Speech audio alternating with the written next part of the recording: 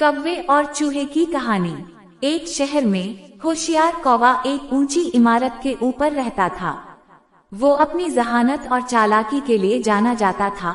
अक्सर नीचे बाजार के सिटालों से खाना चोरी करता था।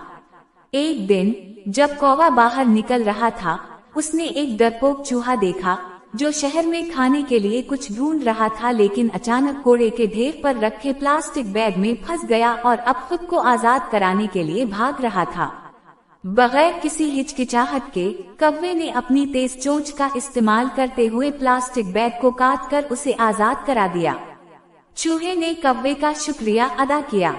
इस बात पर कौवा हैरान था कि पहली दफा किसी ने इसका शुक्रिया अदा किया था, इसलिए कौवे ने इस चूहे से दोस्ती कर ली।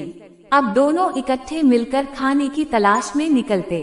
चूहे को शहर की तमाम गलियों और खुफिया रास्तों के बारे में मालूम था, जहां से निकलकर वो दुकानों से अपने लिए खाने की चीजें ढूंढते थे।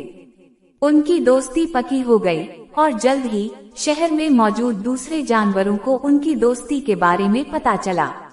एक रात शहर में आग लग गई, जिससे बहुत से जानवरों के घर टूट गए। कौवे और चूहे ने मिलकर सब जानवरों की जान बचाई और उनके घर बचा लिए। सब जानवरों ने उन दोनों की तारीफ की और शहर में दोबारा से सब ने अपने घर बना लिए।